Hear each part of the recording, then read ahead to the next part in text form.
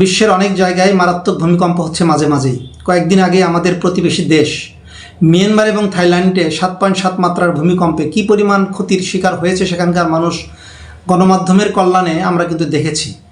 সেখান থেকে আমাদের আসলে শিক্ষা নিতে হবে, কারণ সকলেই সামাজিক যোগাযোগ মাধ্যমে যেমন আলোচনা সমালোচনা করছেন, ঠিক তেমনি বাস্তবতাও কিন্তু তাই যে প্রতিবেশী দেশ আমাদের প্রিয় মাতৃভূমি বাংলাদেশও কিন্তু ভূমিকম্পের আওতামুক্ত নয়, এবং পরবর্তী বাংলাদেশে আঘাত আনতে পারে এরকম কথাও কিন্তু মাঝে মাঝে খুব চাওয়ার হচ্ছে। যেটাই হোক না কেন, সেটা মিথ্যা হোক অথবা সত্য হোক, তবু আমরা সত্য ধরে নিয়েই পূর্ব প্রস্তুতি নেওয়া আমাদের প্রয়োজন। ভূমিকম্পের জন্য প্রত্যেক পরিবারে কিছু পারিবারিক শিক্ষা থাকা প্রয়োজন, যে ভূমিকম্প হলে কী করণীয়, কী করতে হবে, অথবা নতুন নতুন যারা বিল্ডিং উঠাচ্ছেন তারা বিল্ডিং কোড অনুসরণ করছেন কিনা, এবং ভূমিকম্প সহনশীল রড সিমেন্ট তারা ব্যবহার করছেন কিনা, বা ভূমি পরীক্ষা করে দেখছেন কিনা যে সেখানে আসলে ভূমির কতটুকু পোক্ত বা সেখানে বিল্ডিং করার মতো অবস্থা রয়েছে কিনা। এই বিষয়গুলো আমরা সবাই খেয়াল করব ইনশাআল্লাহ। পাশাপাশি ভূমিকম্প রোধে আমাদের প্রত্যেকটা পরিবারে, বিশেষ করে ঢাকা শহর কিন্তু পুরোটাই খুবই ঝুঁকিপূর্ণ। এই ঝুঁকিপূর্ণ হওয়ার কিন্তু কারণও রয়েছে। মাটির কিন্তু একটা ওয়েট রয়েছে। যেমন ধরেন, আপনার ওজন সহ্য করার ক্ষমতা 1 মন, আপনি যদি 2 মন বোঝা কাঁধে তোলেন তাহলে যেটা ঘটবে, আপনি হয় ভেঙে পড়ে যাবেন অথবা কুঁজো হয়ে যাবেন। ঠিক একইভাবে যে বাসের ধারণ ক্ষমতা 100 জন যাত্রী, সেই বাস যদি জোর করে গাদাগাড়ি করে 200 জন বা 150 জন যাত্রী উঠিয়ে ফেলে, তাহলে কিন্তু বাস বেশি দূর যেতে পারবে না, চাকা বাস্ট হয়ে যাবে অথবা বাসের অন্য কোনো ক্ষতি হবে। ঠিক একইভাবে যেখানে যে ওজন প্রয়োজন, সেই ওজনের চাইতে যদি অধিক ওজন বহন করানো হয় তাহলে সেই জিনিসটা কিন্তু ধ্বংস হয়ে যায়। ঠিক একই রকমভাবে ঢাকা মহানগরী ম্যাক্সিমাম জায়গায় কিন্তু ময়লা আবর্জনার উপরে গড়ে উঠেছে। সেখানে খানাখন্দ ছিল, সে সমস্ত খানাখন্দ কিন্তু হয় বালি অথবা ময়লা আবর্জনার স্তূপ জমে জমে জমে জমে সেখানে মাটি হয়েছে, এবং সেখানেই কিন্তু পরবর্তীতে অধিক লোভের আশায় বিল্ডিং ব্যবসায়ীরা সেখানে বিল্ডিং উঠাচ্ছে, অথবা ভাড়া তোলার আশায়, অধিক লাভের আশায় কিন্তু অনেক বাড়িওয়ালারাও যেখানে 5 তলা ভবন তোলার কথা রাজুক অনুমতি দিয়েছে, ঠিক সেখানে তারা 7 তলা 8 তলা পর্যন্ত বিভিন্নভাবে বিভিন্ন টেকনিকে বিভিন্ন জায়গায় ঘুষ প্রদান করে তারা কিন্তু এটা করে থাকে। এবং কিছু কর্তৃপক্ষের কিছু অসাধু কর্মকর্তা আছে, তারা কিন্তু অর্থের বিনিময়ে সে অনুমতি দিয়েও থাকে। সুতরাং ঢাকা মহানগরীর ম্যাক্সিমাম জায়গা কিন্তু খুব ঝুঁকিপূর্ণ, এবং হাইরাইজ বিল্ডিংগুলোতে আরও ঝুঁকিপূর্ণ। এই জন্য এই হাইরাইজ একটা বিল্ডিংয়ে কিন্তু হাজারো মানুষের বসবাস। সেখানে শিশু বাচ্চা আছে, বৃদ্ধ আছে, বিভিন্ন শ্রেণী পেশার মানুষ রয়েছে, মূর্খ আছে, শিক্ষিত আছে। তো সেখানে আমাদের সকলেরই কিন্তু একটা পারিবারিক শিক্ষা থাকা প্রয়োজন, যে যদি ভূমিকম্প হয় তাহলে আমাদের করণীয়টা আসলে কি হতে পারে। সাধারণত ভূমিকম্প যখন হয় তখন ভূমিকম্প হওয়ার একটা মুহূর্তকালীন পরে আবার পুনরায় 2-3 বার ঝাঁকুনি দিয়ে আবার ভূমিকম্প হতে পারে।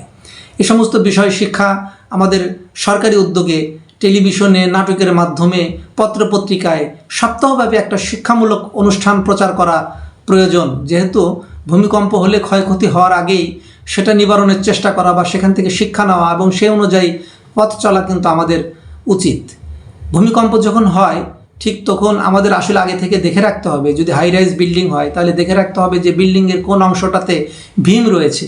সাধারণত ভীমের জায়গাটা খুব শক্তিশালী হয়, এই জন্য মাঝামাঝি যে ভীমগুলো রয়েছে এই ভীমের জায়গাগুলোকে চিহ্নিত করে রাখা, অথবা বাড়িতে কোনো শক্তিশালী টেবিল বা কোনো ফার্নিচার রয়েছে কিনা, সেই শক্তিশালী ফার্নিচারগুলো ওই কর্নার যেখানে ভীম রয়েছে কাছাকাছি স্থাপন করে রাখা, এবং সেখানেই আমাদের ডিজাইনগুলো সেভাবে করা উচিত, যাতে করে ভূমিকম্প যখন হয় তখন বৃদ্ধ এবং শিশুদেরকে শিখে রাখা উচিত যে ভূমিকম্প হওয়া মাত্রই সেই ভীমের কর্নারে গিয়ে যেন আশ্রয় নেয়, অথবা সেই যে টেবিল বা সেই শক্তিশালী যে খাট রয়েছে, সেই শক্তিশালী খাট বা টেবিল যে ভীমের কর্নার সাইডে যেগুলো থাকবে সেখানে গিয়ে আশ্রয় নেওয়ার ব্যবস্থা করা, এবং পাশাপাশি যদি বালিশ থাকে, নরম বালিশ অন্তত মাথার উপরে দিয়ে রাখার চেষ্টা করা, যাতে কোনো কিছু ইটের টুকরা বা এগুলো ভেঙে পড়লেও যাতে কোনো শক্ত আঘাত না লাগে। এরপরে বিদ্যুতের লাইনগুলা, গ্যাসের লাইনটা কোথায় রয়েছে সেগুলা একই জায়গায় করার চেষ্টা করা। যেমন বিদ্যুতের যে মেইন সুইচ, সেই মেইন সুইচের যে জায়গাটাকে নির্দিষ্ট টার্গেটেড জায়গায় থাকবে, যাতে হালকা ভূমিকম্প অনুভূত হলে সাথে সাথে অ্যালার্ট পার্সনগুলোকে সেটা অফ করে দিতে পারে, গ্যাসের লাইনটা বন্ধ করে দিতে পারে।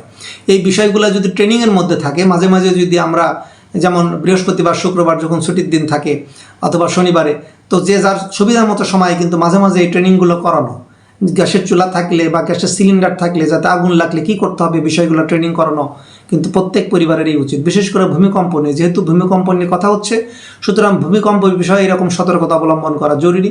এবং ভূমিকম্প হওয়া মাত্রই সিঁড়ি বেয়ে দ্রুত করে নামার চেষ্টা করাটাও কিন্তু খুব একটা বুদ্ধিমানের কাজ নয়, কারণ যদি কোনো কারণে ভূমিকম্প সেই জায়গায় ক্ষতিগ্রস্ত হয় তাহলে কিন্তু সিঁড়ি বেয়ে যিনি নামার চেষ্টা করছেন অথবা যিনি লিফটে আছেন তিনি কিন্তু মারা যাওয়ার সম্ভাবনা সবচেয়ে বেশি।